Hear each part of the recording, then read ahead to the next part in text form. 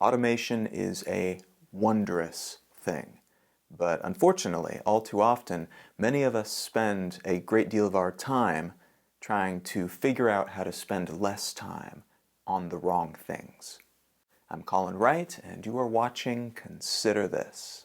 Now, the amazing thing about automation is that we're able to take very advanced, very complex systems and break them apart into pieces and then turn each of those individual pieces into something that we don't have to spend as much time, effort, energy, whatever on. And that by itself is really, really cool. That's what's enabled the modern world that we live in. That is what allows a lot of us to make a living off of things that we otherwise wouldn't be able to make a living off of. And I make use of an immense amount of automation to remove some of the things from my life that I would otherwise have to do quite regularly.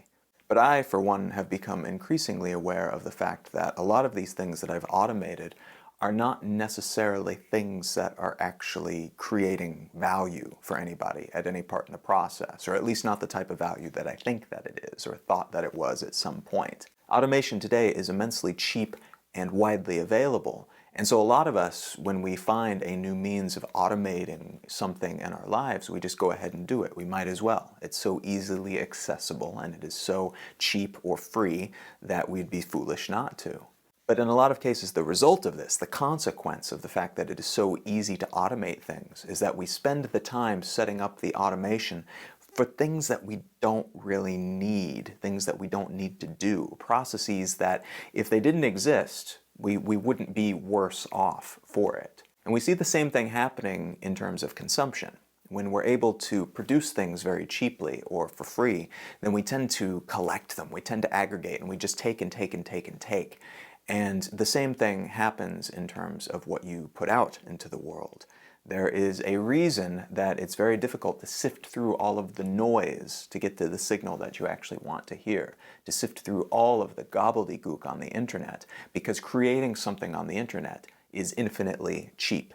And the time that it takes us to create these things is relatively inconsequential, except that when we create these things that are not valuable to us or to others, not only do we use a sliver of our time, which then over time, as we do this many, many times, adds up into a significant portion of time, we also add to that noise, which then adds to this cacophony that we encounter every time we go out trying to find something that we can find valuable. And so when we go onto the internet and we wade through all of the bullshit to try to get to something decent, part of the reason that we have to wade through that bullshit is because we are contributing to that pile. Now, something that I've been trying to do lately, because I realized that this was the case, was to go through all of the things that I've automated and to de-automate them for a time, to make sure that these things that I have systematized so that I have to spend less time on them are actually things that are valuable enough that I would spend my time and energy and resources on them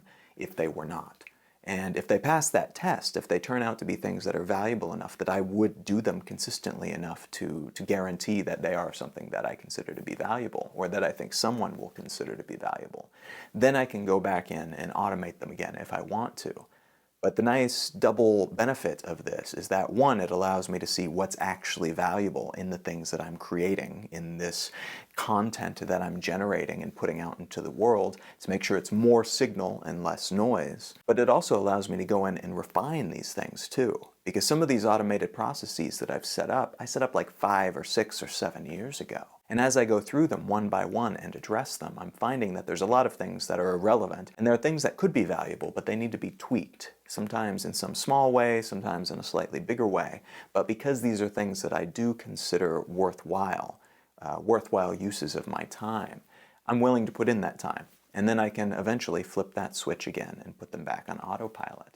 But I think what I'm going to do is make this a regular part of my year, where a couple of times a year I go through, check on my automations, and make sure that I'm not auto-generating a bunch of crap to add to that pile.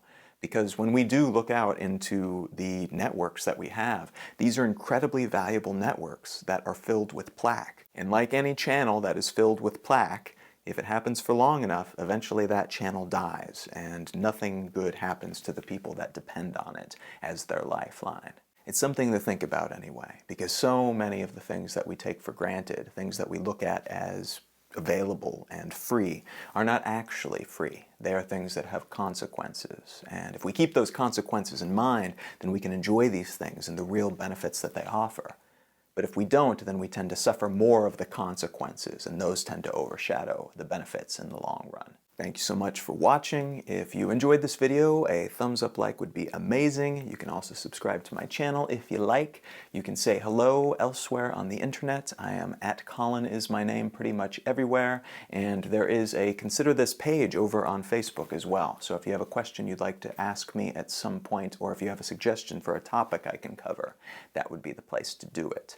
You can find out more about me and my work at colin.io. You can find my blog at exilelifestyle.com, and you can find my podcast at letsknowthings.com.